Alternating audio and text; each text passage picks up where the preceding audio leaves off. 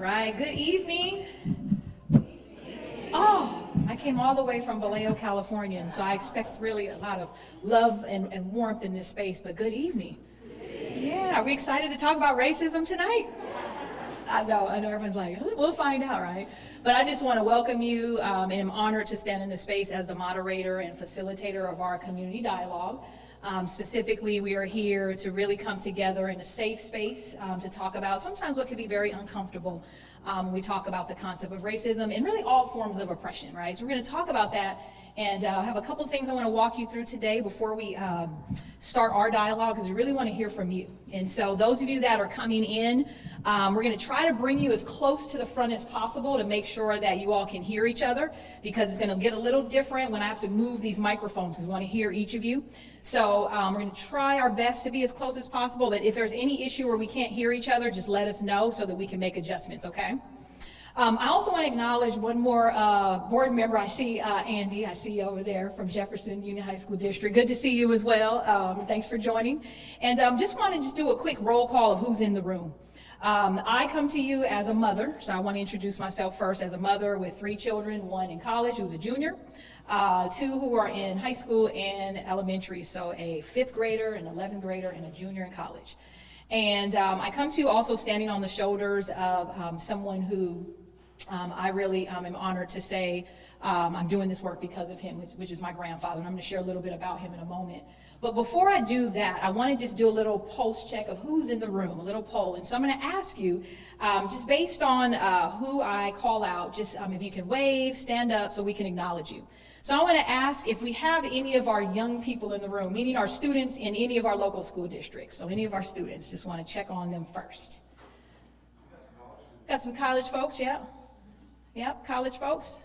And I know some of us are going back to school, right, as well. So, all right, but I want to acknowledge that. Any of our parents, so if you have a child who is in one of the local school districts, I want to ask you just to wave. All right. Thank you, thank you.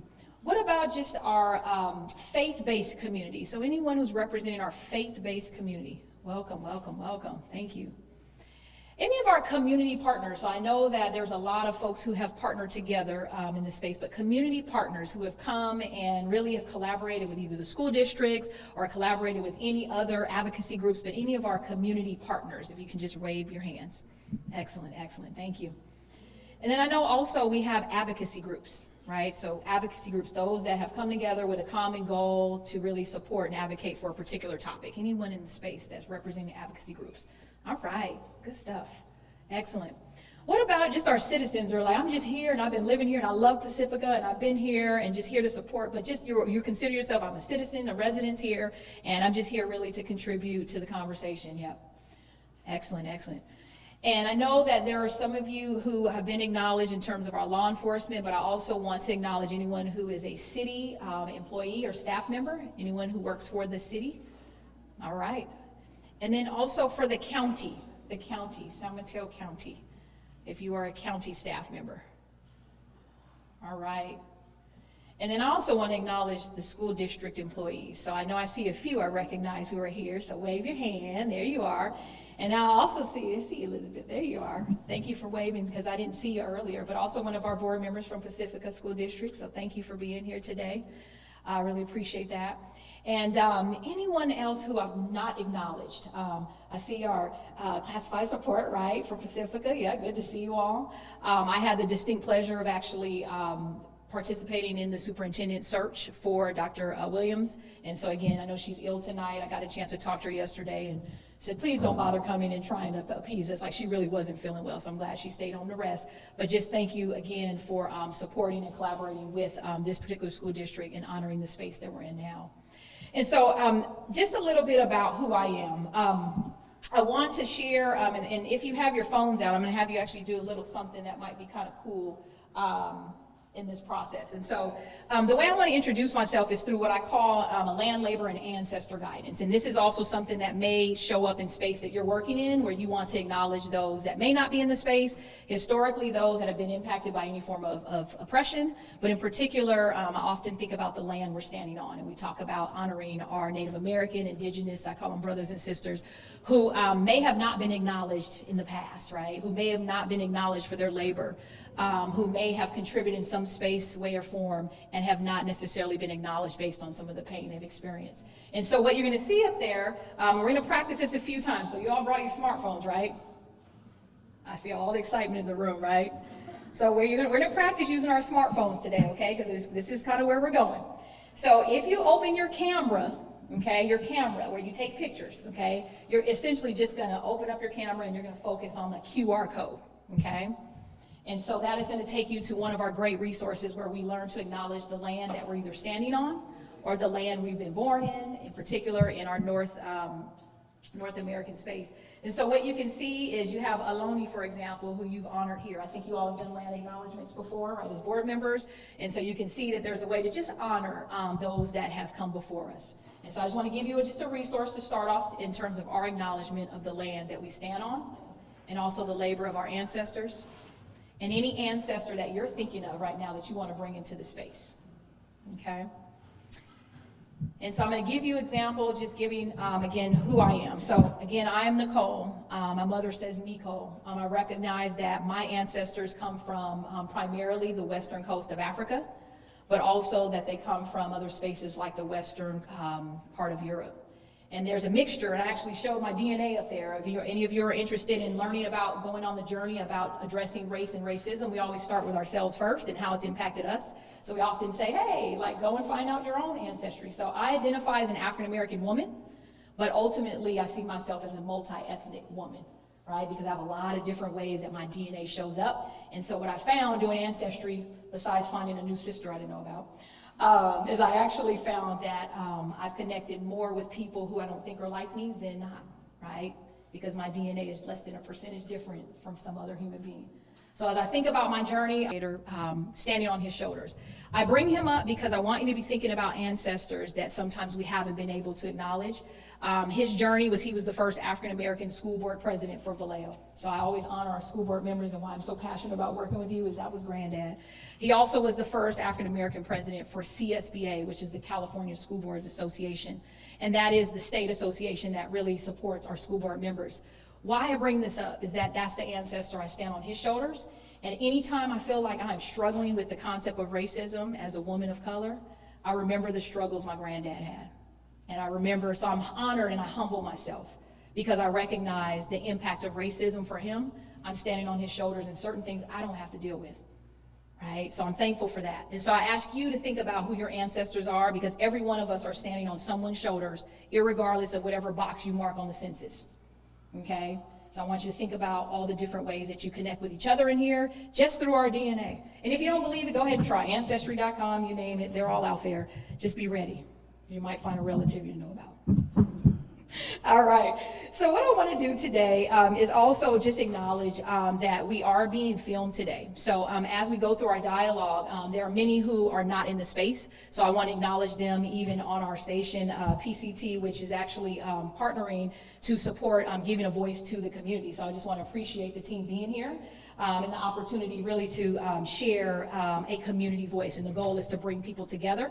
And I don't know the date when this particular broadcast will be out, but it will be pretty soon, so you can be able to show some of your peers and colleagues who couldn't come today. So I want to acknowledge them because some couldn't come because they weren't able. So I want to acknowledge ableism as well, that people couldn't come. And in the future, we'll consider doing a hybrid model so you can bring people in from that wonderful Zoom platform, right, that we all love. And also acknowledging that there are some heroes in the community who will also be acknowledged on October the 26th on the PCT station. So just stay tuned for that. So what I want to do, let's go ahead and let's talk about why are we here. So we're going to talk about racism, right? Yes? All right. I need some energy from y'all because we're going to be talking today, and it's not easy to talk about racism. But why are we here today? So a couple things. One is we're going to do a little bit of awareness building. So we're going to give a little context of what race and racism is so we feel better about our conversation. We're also going to have an opportunity to establish what we call safe space. So we want to make sure that everyone feels safe in here, not only physically, but emotionally, mentally as we go through this. And then lastly, we're going to co-create some solutions together to heal, right, and really address racism together as a community. For the particular broadcast, we did add Spanish language to it, even though we don't have interpretation tonight, but I want to make sure that we can try to include a community where Spanish is spoken quite frequently in the community. And so what does it mean when we say safe space, right? So what I want to do is I'm going to ask you all to lean in with me around these 4 agreements. Okay, and these particular agreements we actually utilize in all of the spaces we facilitate conversations about equity, diversity, social justice, all those buzzwords. You've all heard of those, right? Most of them give us some kind of emotion. It's like, oh, I'm not sure if we can talk about that. And race and racism fall in that. But it is important as a facilitator that everyone is safe. And when I say safe, I mean no one is blamed or shamed. I want to say that again. No one is blamed or shamed. Okay, that no one is judged for their perspective.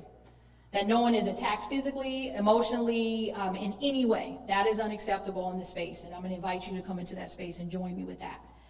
What I am saying, though, that it is going to be uncomfortable. And so safety and comfort are two different things. And so when we talk about being uncomfortable, that means emotionally we might hear things that someone may say that's different from my truth, we call it. And so you'll see one of the agreements is speak our truth. Right? So we're going to ask and we're going to have our panelists speak their truth and they're going to share their story. And it is important that we recognize their truth, and all of our truths in here may be different from someone else, which may cause discomfort, right? And what we say is experience discomfort and lean into it, because that's where we get to grow. So I want you to think about what that means mentally, physically, emotionally, to lean into discomfort. One of our agreements is to stay engaged. So when it gets uncomfortable, we ask that you lean in versus pull away. And sometimes disengagement looks like people walking out the door. I'm going to ask you to stay in the space with us, right? Because this is the work that we want to do together, and respect all the voices that are here. That's why I think we all came. Lastly, you're going to have to accept some non-closure, right? We're not going to solve all the world's problems tonight. We are not going to have all the answers to all of our questions tonight. It is a journey with this particular work. And the concept of race and racism existed long before any of us were on this planet. And there's going to be a lot of work to be done after we leave this planet. I know, because my grandfather is looking down somewhere and looking at his granddaughter continue the work. And there was some non-closure. He didn't get to see the fruits of his labor, not even a high school that was named after him. He got to pick the colors, but he passed away right before the high school was open the next fall. So with that, these 4 agreements, I'm going to ask us just to give me a kind wave if you feel like these can work for you. And we're going to try them out, right? It's a journey even with agreements. So we're going to agree to stay engaged. Everyone say stay engaged. Stay engaged. Experience discomfort. Speak my truth, and expect and accept non-closure. All right. And so as a facilitator, I'm going to use these words a few times to help us with our dialogue. Sound okay? All right. So what we're going to do in our process is I'm going to actually go through and let's talk a little bit about some key words that I think are important. And then what we're going to do is then start having our panel discussion so that we can really go deep into it. So a lot of us, how many of us feel like we're experts at equity and racism and, Better? Better? All right. Got it. All right, we're good. All right. And so how many of you feel like you're experts at these terms, race and racism, equity, equality? How many feel like you're pretty well versed in it? Yeah, most of us are like, we've heard of these terms though, yes? Yeah. And after we talk about it, you'll probably feel a little bit more comfortable about them. So I'm just going to go really quick, like the Cliff Note version, okay? Because we want to give most of our time to our panelists and for you all to have a discussion, okay? And so I want to just share a couple of images to give a little context. And so these particular images are ones that we've often used in space where we're trying to support educational equity, but this actually applies to really any industry in any space. And so how many of you have seen these images before? Yep, so the kids looking over the fence, there's lots of versions of these. So I want you to take a look at the differences with some of these terms. So look at the concept of equity, right? We hear that a lot because a lot of our work focuses on equity, right? Giving people what they need, right? To see over that fence, over the barriers, right? So different boxes for different people. And then you'll notice the word equality, which sometimes we intertwine those, right? They sound similar, but they actually are very different. Notice equality doesn't create space for all of those particular kids to see over the box, right? Over the fence, I'm sorry. So what that means is equality, while we are still working towards giving everybody like equal kind of access, can they see over that fence? So important that we recognize that. The reality is that when we're in the space today, right, everyone does not have access to see over the fence. And we know that in lots of different forms of data, whether it's hiring data, school data, like you can go through a lot of data to show that everyone doesn't have the same opportunities. So we're on a journey. My goal is one day we get to liberation where that fence is just kicked down, right? Just remove the barriers, right? But we have some work to do. So I want to give you a visual for those who have visual, being a visual learner. I also want to give you a sense of also where we have barriers, right? In particular, I want to talk about racial equity. So when I say equity, I'm going to use that word a lot. That means that I'm giving people what they need and when they need it, right? What they need when they need it. We've heard that from one of our researchers at San Francisco State, Dr. Jeffrey Duncan Andrade. Giving people what they need when they need it. Now, I want you to add the lens of race to that, right, and the construct of race. So now that's based on my ethnicity, right? Whatever that box we mark in the census data, it'll say race, okay? So what are some of the things that get in the way of people being able to get what they need based on their ethnic identity? Well, we have some historical inequities. Those of you that are familiar with the history of any industry you work in, you'll find historically that everyone didn't have racial equity in not just our country, but it was a global thing.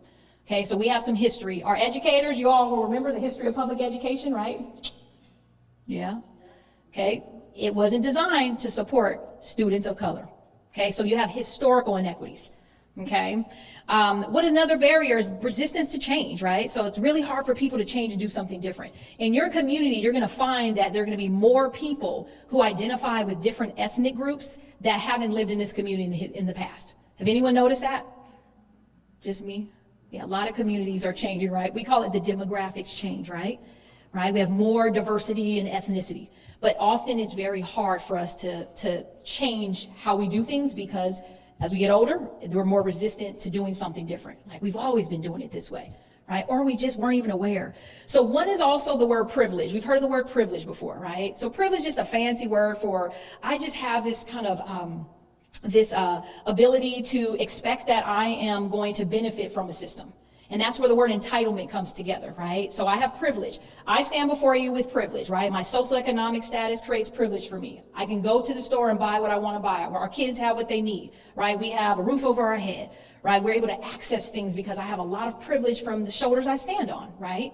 I have agency to get what I need. Everyone doesn't have that privilege, right? And with privilege comes power, right? And so you can have good privilege or you can have privilege that can cause harm and perpetuate inequities. So when I say I have privilege, I proudly say that. And I want you to think of the same way, but privilege with helping others who don't. That's when privilege, we use it in a positive way. Entitlement is when I feel I deserve it and everybody else has to work for the privilege I have. And that's a hard one, right? We've heard of meritocracy before. Like you got to earn it, right? I went to school, I pulled my bootstraps up and I had to work for this. And I did, right? I worked to get to my school and in every space that I'm in, I worked very hard. But everyone doesn't have the same privileges I had. So therefore, that looks different. And so my entitlement to think I earned it and someone else doesn't deserve to be where I'm at sometimes can be a tough barrier, right? And that's why it's good to know people's stories. Understanding the unawareness of the need to change. So a lot of us have blind spots. So raise your hand if you feel you have blind spots. Yeah, that would be all of us, right? We call it implicit bias, right? Implicit bias, where I have blind spots and they're subconsciously in me. I don't even know it happens. And it started from when I was first born, really, right? Things I don't know. So I have blind spots. And what that means is if I don't know I need to change. So I don't know what I don't know. And that can be a barrier to racial equity. So part of us being here tonight is just learning. Like I have to learn more to then do better. The concept of stereotypes. We've heard of that term before. So stereotypes is important we understand. That's a narrative about people that may not be true, but it's a narrative we hear. So when we hear certain terms about people, we think that maybe they speak this language, or we assume things about them, but we really don't know because it's not the narrative for all. We call it the danger of a single story, right? Everyone is not the same because they mark the same racial box. Just look at the people in your house. Are you all the same? Anyone have more than one set of kids? Yeah, they're not all the same, but they all mark the same box.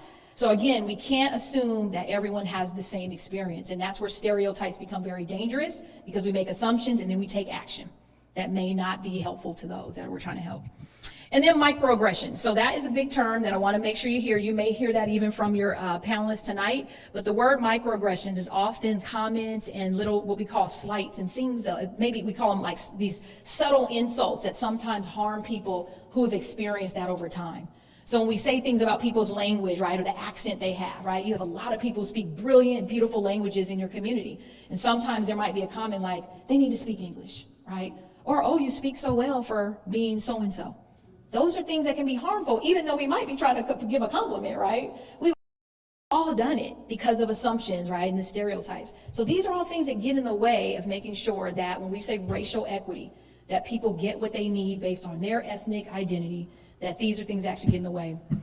Last but not least, what we're going to talk about today is the concept of racism, and I want to share the concept of institutional racism, which is really about policies and systems that exist. Okay, super important we recognize that. And so I'm going to give you a couple of examples, and then we're going to jump into our panel discussion. So again, concept of race, let me pull that up. There we go. So race, just a social construct, okay? Something that is created where it artificially really divides people based on physical characteristics, right? And this is a lot of historical space, right? We don't realize that race is a construct that was created, okay? And some will say race is not a real thing, right? When you do your DNA, we actually are more similar than not. But ultimately, the concept of racism is where you actually have this system where it maintains supremacy of some over others, meaning that people benefit from a system more than others. So housing industry, you all may see that at times, right? Where you've heard of redlining before. We've heard of that? Yeah. Banking experiences, right? Dealing with, I know I talked to Chief about law enforcement, right? Like everyone hasn't had the same experience in policing in their communities, right? There's been a lot of systemic inequities versus what often we think about as racism, like a comment that's made towards somebody, right? And those are harmful too, but the system is what's creating the challenge, is that we have a system that chronically disadvantages groups of people, and it shows up over and over, even though they all have the same needs and are same brilliant people, but at the end of the day, the system is not benefiting everyone. So that's where you talk about the ism, and it's chronically with people who identify as some group, we call them people of color is often what you'll hear, right? Just kind of, we're lumping a lot together, which is something we got to deconstruct too. And lastly, I mentioned institutional racism, but I also want to remind you, as our school board members get ready to share their experience, one of the things that's important that we understand is that most of us in here have some level of power and some ability to be able to impact others. Okay, and so what it is important you recognize is the policies we create, the rules we create, the protocols we create. We always want to be mindful, how does it land for the people that we're serving? And that's super important to recognize. How does it land for them? Not how does it land for me, because I got power. How does it land for those that don't have the same amount of power, and specifically being mindful about who they are based on their ethnic identity. So as we get ready to start, one of the questions I'm going to be asking you all, so you don't get, this is not on the script, so I just want to give a little context. It's going to be fine. But one of the things I want to ask us to do today is I'm going to ask us to change even how we identify ourselves. So I have moved from saying that this is my race, because it's a social construct that was created to divide people, okay? A social mental construct. What I want to look at is my ethnicity. Where am I from? What's my DNA? What's my ancestry? Who am I? And so I have pushed myself to start saying something very different than what the census data says, right? Because you know why we take census, right? Y'all remember the census push? Yeah, we do it all the time. Okay, there's a reason why we collect that data. We got to do something with it. And so at the end of the day, I want you to see me for who I see myself as, right? And so I'm going to ask you to think about the word cultural identity. Everyone say that. So I'm not going to talk to people based on their race anymore. You know why? Because David and I, actually, if you do your DNA on Ancestry.com, we might be related, right? But literally, we're more connected than not. We're more connected than not. So I'm going to ask you today to see people based on their cultural identity and not the division of it's our race. Because ultimately, that's where we start to deconstruct how to do this work. So your prompt today is going to include, how do you identify based on your cultural identity? So that we can acknowledge you based on what you need and who you are. Hello, my name is Laverne Villalobos, and I culturally identify myself as a strong American Indian woman and a mother and a wife.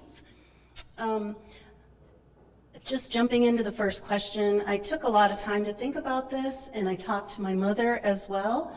The first time that I experienced racism was when I was in my mother's womb. I know that sounds crazy, but it's true. I was born in 1967, and my mom was 16 years old, and she was American Indian.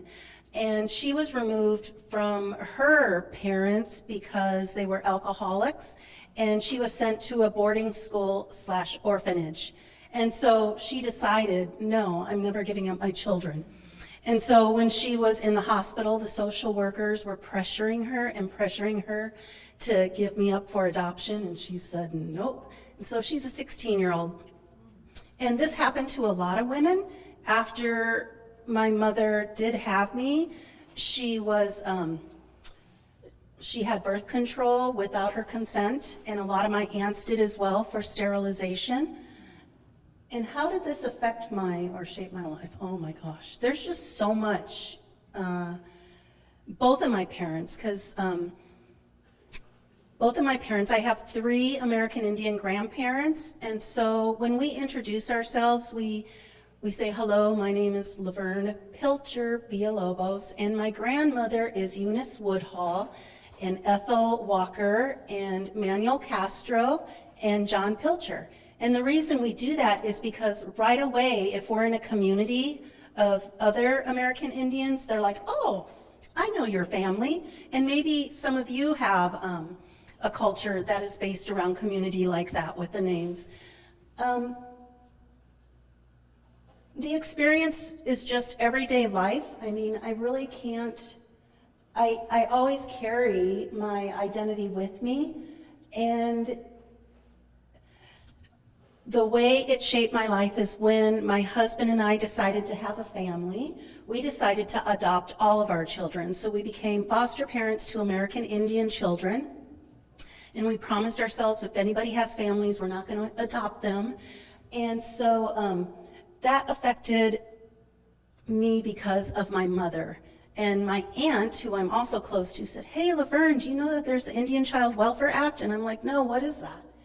And like I told you, I was born in 1967. In 1978, the Indian Child Welfare Act was passed in Congress because 35% of American Indian children were removed from their parents, and 85% in the foster care system were American Indians. So very quickly, we noticed that we needed to save ourselves.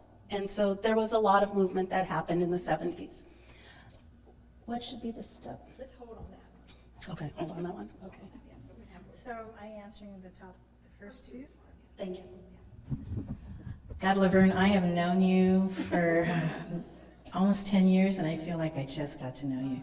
So I want to thank you for sharing that amazing story, which is your truth.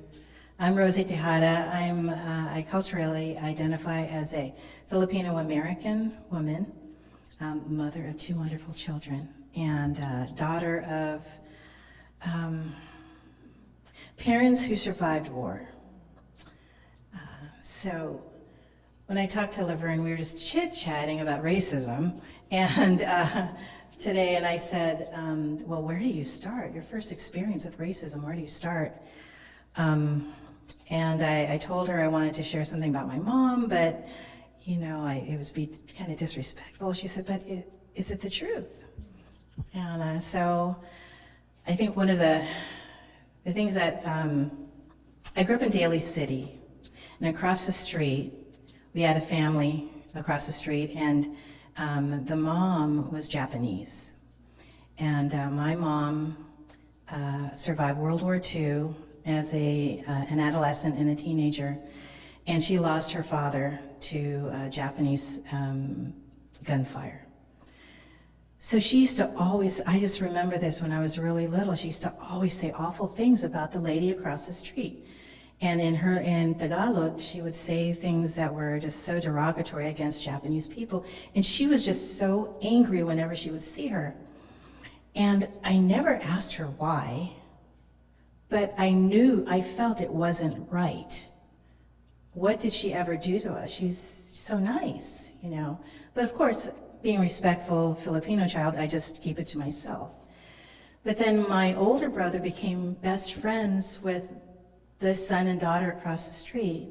And then I heard him telling my mother, well, you know, she grew up in Hawaii.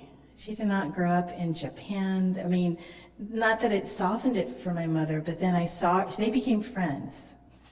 And I think that the mom across the street, her family actually were shipped off from Hawaii to an internment camp. So and then also my father, he survived the Bataan Death March, and he was a POW. And so he saw and experienced a lot of atrocities, and he became an advocate for veterans. And he suffered terrible PTSD, but through the VA, he got lots of help. And the thing that he liked to say in many of his panel discussions was he learned to forgive. We were all young and we're all soldiers, and I forgive. And other veterans who, I think of one who was a Vietnam veteran. He said, I can't forgive. I don't know how you do it, but I can't. So what I've learned through these experiences is that you can change. I did not pass judgment on my mother. I accepted that she hated, then I accepted that she forgave, and that she learned through it. And I never heard her ever say anything terrible about anybody else ever again. So, but another thing is she was very nervous about her accent. She had a strong Filipino accent, spoke perfect English, but she always felt I had to be with her to interpret things, and that's one of the things that really affected me. And so when I got involved in schools, PTA, school district, I always made sure that everyone was included. You have a place here. Hello, everyone. My cultural identity, I identify myself as a true American. And when I say true American, I am the descendant of enslaved African peoples. I am the descendant of colonizers from Europe. And I'm also a descendant of indigenous Americans. So I feel like I'm pretty much represent what the United States of America is. So I always think of myself as an American, and I didn't even start calling myself an American until I lived abroad. In 2001, I lived in France, and it was when I came to the conclusion, because people kept asking me, oh, you're an American, and I had never been called an American in my life. My entire life, I'd lived in this country as a black woman, and always, told I was a black woman, I identified as a black woman. But when I left the country, I was finally an American. And it was like, wow, I'm an American. Like, I'd never had that experience before. So after that, I started identifying myself as an American. First racism experience. So racism is always subtle.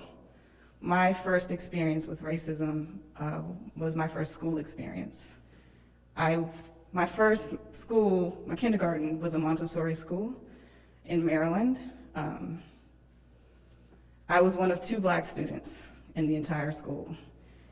And, they put me in the first class they put me in. I had this wonderful teacher. She loved me. A wonderful woman named Miss Amita. She was an Indian woman. But I was so advanced at 5 years old that they moved me out of her classroom to another classroom, which had much older students. But because I was academically advanced, they put me in the classroom. And if you know about Montessori school, kids can go do different activities, and they were just welcome to. And I remember I went to a section which was, most of the activities were math inclined. And when I went over to do the activities, the teacher said, no, you can't do that. And I was very confused because all the other students were allowed to do it. And this went on for, I don't know how long, but I told my mother, and my mother was just furious. She came down to the school. I wasn't in the room, what she said, but after that conversation, I was allowed to do the activities. But I realized, based on my mother's reaction, that it was because I was a black student. And the teacher didn't think that I had the capability to do those activities. And so she told me I couldn't do them. And I think about that often, actually, when I think about students in education, how teachers impact students of color, and how it, what if I didn't have my mom? What if she didn't show up? What if she never came through and said, my mom, like I said, my mom's furious, but if she hadn't done that, and how many students don't have fierce protectors like I had at that age, then I wouldn't have been able to do those activities, and what that impact on my education would have been. So that was my first experience. Wasn't the last. How does it affect and shape your life? Racism, growing up black in this country, it's ever present. It's like the air. You just navigate through it. It's always there. And like I said, it's very subtle. I'd rather people be outwardly racist towards me, because I can deal with that. You don't like me, that's fine. But it's not, it's never just overt. It's usually, it's not the first, like I said, in terms of education, I've had multiple white people try to prevent me from getting my education in one way or another. and had to fight. You know, I've even had to fight for my daughter here to get into her school that she's in now. Like, it's just something you deal with every day. So I don't know. How does it affect you? I don't know. You just do it. You just do it. You just go through it and you fight. All right. I appreciate you all speaking your truth. And we're going to end with one question, which is going to be kind of where you all are going to start your conversation at your table groups.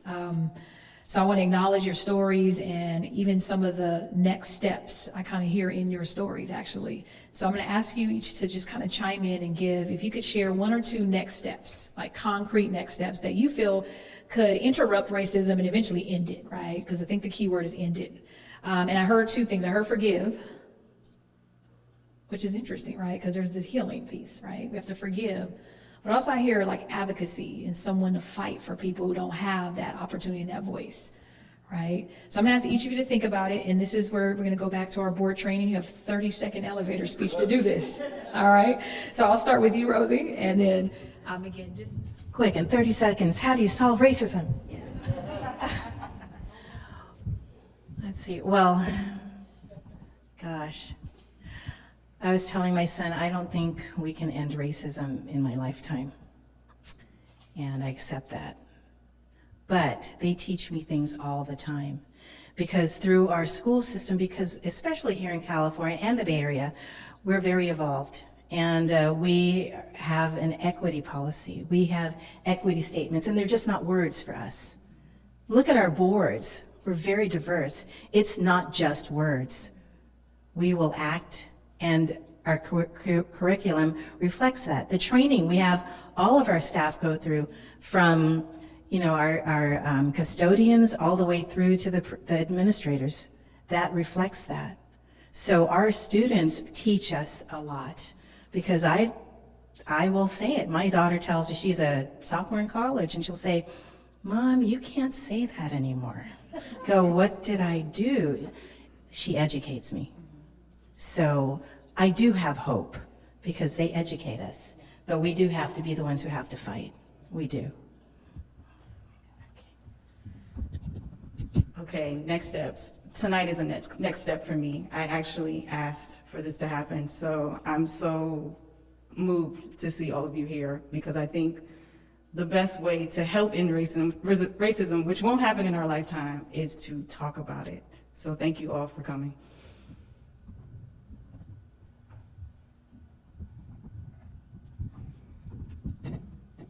I think I'll piggyback off of Rosie. I think that we need to educate. Coming into Pacifica 17 years ago, we experienced the institutionalized racisms in our schools, in our police department.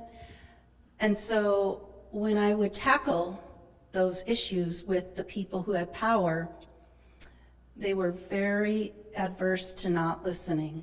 So I think the first thing is we need to listen to each other like we are right now. And the other thing is, don't be afraid to ask questions. Like, I know there's a lot of people who wonder what Laverne does when she goes home. When I say home, I mean back to the reservation. And don't be afraid to ask about people's culture. Just try to do it in a respectful way.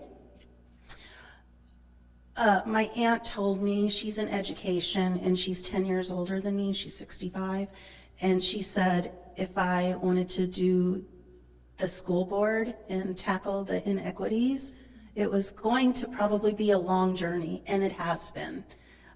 We've come a long way, though, because of Nicole Anderson. But I really think that racism is here. I just think that we need to be good people and polite to each other, no matter what. powerful. So I know that we could talk for another 45 days on this, right? But because we want to now bring in our community to talk, I just want to thank you all for setting the tone, and again, for being vulnerable to share your truth. As I say, power players who are on boards, sometimes you sit at the dais and you don't get a chance to share your story in this way, right? And so I just want to thank you for modeling for many board members around the world. Yeah, to be able to be a part of this, that's a big deal. So thank you, and I think we're all clapping in community with you because we know it's hard to be a policymaker and also someone who identifies as a person of color under that umbrella, that we understand the journey and acknowledge it every day. So thank you for that. And so they did a pretty good job of setting the tone for us, right? Y'all ready to talk now? All right. So what we're going to do is we're going to continue this conversation. And the way we want to do this is you all are pretty well seated in your table group. So we may just stay like this. How does that sound? And some of you may want to join another group so that you can start the conversation. And so the way this is going to work is I am going to give you the prompts, okay? So very similar to our panelists, but questions are a little bit different. So you see the discussion is going to center around these 3 questions. So one is we're going to ask you to define what racial equity is. So what does it mean when racism has been ended, right? What does racial equity look like? Maybe there's some examples you have, okay? The second question is going to be, what are some of those barriers to racial equity within our community in Pacifica? So give some actual examples, policies, different scenarios, like bring your experience to this space. And if you're not sure, what might you think is happening? Or maybe you want to explore maybe some barriers that you're not even sure of. And then that last question, which is probably the hardest to answer, right, is how do you end racism, right? The way that we've crafted it here is identify some steps that we can take to move closer to ending racism and creating what we call racial equity in our community. Okay, so there's kind of 3 spaces. What is racial equity? What are the barriers? And what are we going to do to actually create racial equity? Okay, pretty simple, right? And expertise is in the room, believe it or not. Now, one caveat I want to add to it is at your table as you introduce yourselves to each other, because I don't think everyone knows each other, you share your name, make sure that people know how to pronounce your name, but also if you share your own cultural identity. Okay, so I want you to practice that. Okay, your own cultural identity. How do you want people to identify you? Okay, and whatever that is your truth. So we're going to agree to our 4 agreements, right? We're going to speak our truth. We're going to experience a little discomfort. We're going to stay engaged because people are going to be sharing their stories. And then ultimately understand we're going to come back together at 8:30 and you're going to go, we have a lot of non-closure because there's so much more we want to talk about, which will probably make you say, we got to come back and do this again, right? And go a little deeper. So I'm going to actually prompt you to come back with about maybe 10 minutes to go. And then what we're going to do, maybe 15, we'll see how we do. And what we're going to do is just ask people to share out to the whole group. And so we'll try to bring the mics as close as we can. We may have some of you have to actually come up and share. And then I'm also going to walk around and give you some what we call sticky notes and a pin so that you can write some of your responses, because we actually want to collect them in here. But more importantly, it's important that you talk to each other, okay? So I guess my identity ends up being Texas, San Francisco. I do have a mom who used to be my great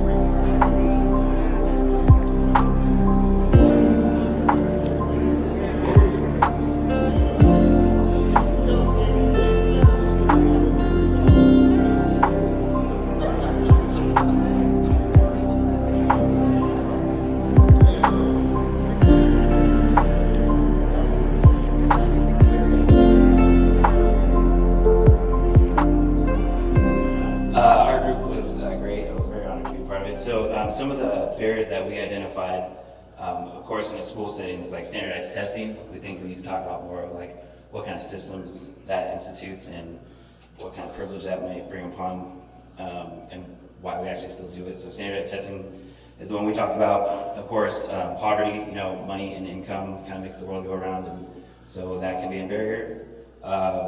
Someone also shared a story about how people are like blaming other people or other cultures or other groups and using them kind of as like a scapegoat. Someone used an example, someone said, they were having a conversation with someone, were caught off guard, because like, the refugees are taking everything, and this person was just like, how do you reply to something like that? So having conversations like this, getting properly trained and having the tools so that you're not a bystander, you're an upstander, and you're able to have that quick one-on-one, and I think that'll make a big difference.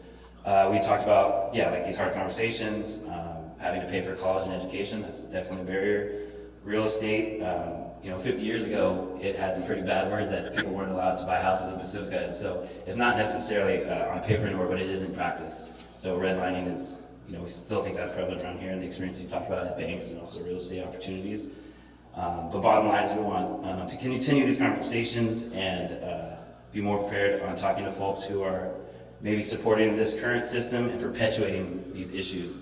because we felt like everyone in this room, we kind of all go to the same meetings, we see the same faces.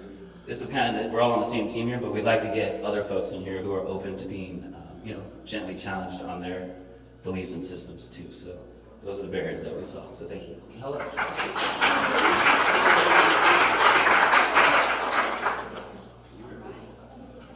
Thank you for that.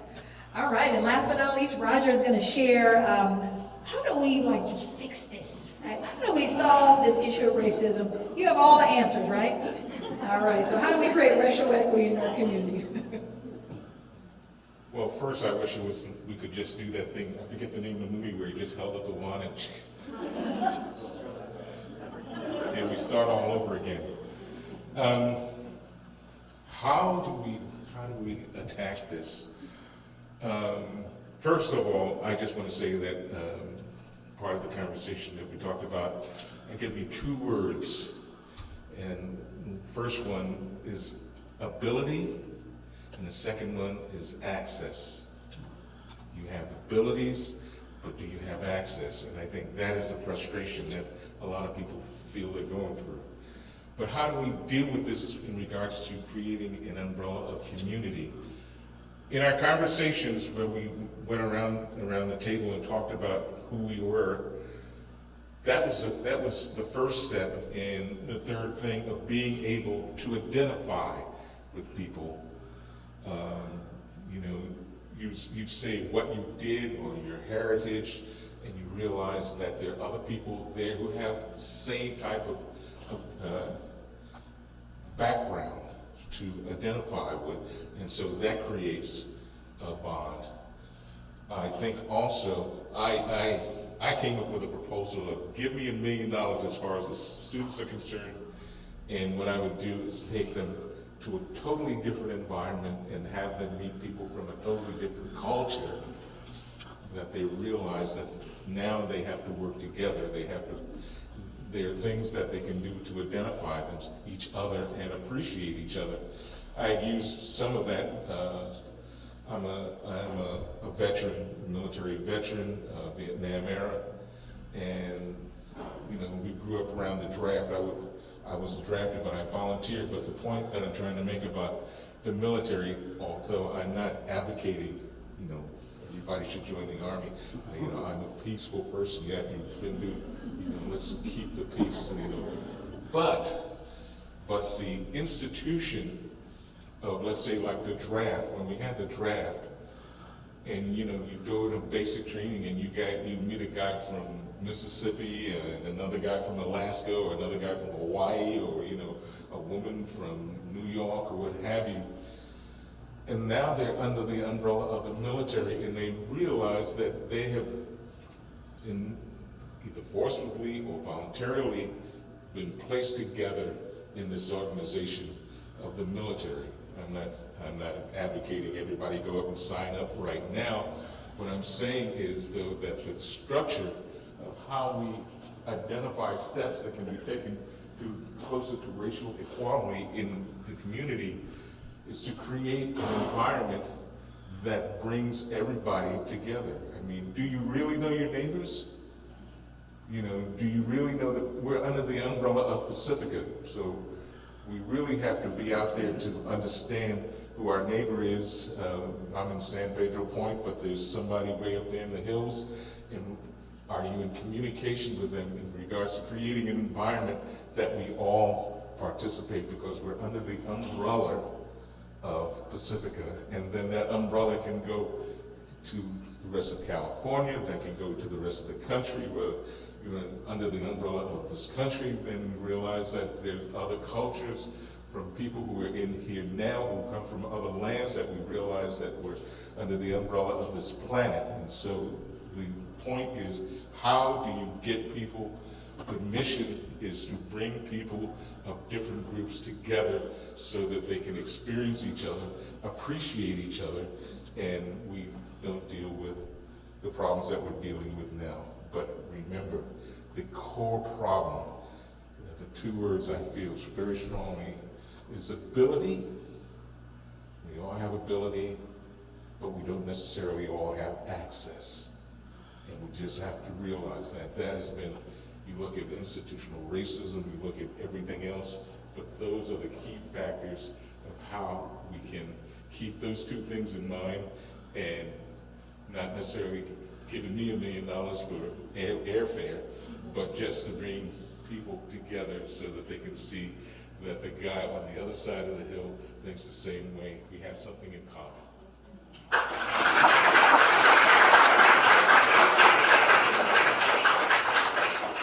I'm not sure I can top that, so I'm gonna again just acknowledge all three of you for coming up. Thank you so much, Susan, Roger, and Robbie, for sharing kind of a summary of the discussions. And I know that each of you at the table has had some amazing conversations. And I'm just curious, are you feeling like you can go another 30 minutes, right, and talk to each other some more? You're like, no, I'm ready for bed, right? But literally, I want you to think about the non-closure we're feeling right now, right? Like we can talk more, right? We can come together more. We can actually bring more people here with us, right, to continue. We can talk to our neighbors. We can talk to someone who's different from us. We can learn more. And so there's a lot more we can do, but ultimately, I just thank you for just coming and sharing your truth, your stories. Did you enjoy that conversation? Yeah, I could tell. I could tell. I was standing over here in the corner, we're like, hey, we could let them go 30 minutes. They wouldn't even know it was 9 o'clock. But I said, oh, let me bring them back. And so thank you all again. So what do we do next with this? So a couple things logistically. If you can please leave your notes at your table, because we would like to actually take those and use those to kind of discuss what came up. I forgot to tell you to write legibly. But since I've been in education, I was a teacher, I can probably read everything you wrote. But I am going to ask this, and this is a favor I'm going to ask. There are many people here who could not come for a variety of reasons, just didn't know about it, still trying to figure out what is this a safe place to come. So I'm going to ask that you invite someone to this conversation. So actually, whether it's at your own dinner table with your family, whether it's your friends, whether it's just someone in the community, think about some of the questions, right, of how we can talk a little bit more. But ultimately, I want you to, if you can, this was your other opportunity to use your technology. So the one all the way on the left is the English version, and it says survey, and it's literally the same questions that we just asked you, okay? It just asks for people to add in about their cultural identity, and then also it gives you some questions about how you felt about the community forum today, the dialogue, okay? So it's a survey that you can complete, and also you can share it with others. And so this will also be, I want to offer for the Pacifica Peace people to have it on your website so people can go to it at a later time. Also, it is broadcasted on the TV station, and so this will be an opportunity for others to engage in the conversation beyond tonight, okay? So that's available for you. We'll make sure the slide deck is available as well so people can be able to go back to it. And so, again, just encouraging you to share this with others who can also give their feedback. And it also gives you an opportunity to give feedback today as well, and anything you might have forgotten about, okay? And so that will be available again on the website. So I see a couple more pictures, and then I'm gonna give you one last resource, and then we're gonna close out the final comments from our amazing leader for our Pacifica Peace people. So if you want resources, in the back table, you may have noticed that there's a bunch of books and things, and if I'm not mistaken, those are for us to take home with us, yes? Wow, so we talked about learning, right, is one way that we can be able to do better. So learning, there's plenty of books in the back, and also if you pull up this particular QR code, you'll find there's a host of resources for you as well. And again, we'll make sure those are available for Pacifica Peace people to put on the website. That's available for you as well. Lots of books, TV shows, movies, yes. I got another announcement that said that the City Council is holding a study session at their next meeting on Monday, October 9th, to make room for this important discussion, acknowledge what happened, share our grief, reflect, and discuss our legal and procedural options as we move forward. The meeting will most likely start at 5:30 in the council chambers. October 9th. Yeah. Okay, so I want to just repeat, because I know that they couldn't hear you, but October 9th, City Council is holding a space similar to this for us to heal and discuss some of the issues that I think came up recently, but also just kind of healing our community around some of the ways that we may have been divided and haven't been able to see each other's differences in a positive way. But October 9th, City Council, 5 o'clock. 5:30, excellent. That's a great opportunity. Y'all gonna be there? All right, good stuff. So with that being said, I just want to thank you for allowing me just to join your community. I recognize I do not live here, and so I'm a visitor. And so I want to thank you for allowing me to join the conversation. Pacifica Peace people, I think you all should be extremely proud of the work that you've done. And I encourage you to continue. I encourage you to continue, and I will be supportive in any way possible that I can be. I want to thank our panelists for just sharing your truth. I had to let that sit. That's hard, to be vulnerable and to share our truth in positions of power that you have, but I just want you to stay encouraged, and I'm thankful to be, part of the journey with each of you, and just really proud of the work that you are doing on behalf of your school districts, and also for your families, right? So it means a lot. Thank you. And Special thanks to Kai, who brought this to the. And I was gonna say, I had to embarrass you, Kai, because I remember we first talked about, there's this group I want you to meet, and I just really appreciate you reaching out, and also you being available as a community member to bridge, some of this work. And so absolutely, thank you, Kai Dage, for your vision on disconnected people. So amazing, thank you. Yeah. And so what I'm gonna do is I'm going to leave my contact information on the screen for you. If any of you need a thought partner, you need a resource, you just need a place to vent, a safe place to just vent, literally, pick up the phone, send a text message, send an email, because this is a movement. This is not about contracts and making money. This is about a movement, and I want to end by saying I stand on the shoulders of my grandfather. This is a movement that he started long before me, and I'm going to continue to do that to the best of my ability, in unity with you, in community with you. And so I just want to thank y'all from the bottom of my heart, and just thank you for modeling for what other cities should be doing. Because everyone's not doing what you're doing. I don't know if you realize that. So thank you again, and I'm going to pass the mic over for closing comments, and just appreciate your vision and hard work, Adrian. Thank you so much. And I'll hang around for a while if anyone wants to talk, but let's give it up for Pacifica Peace people.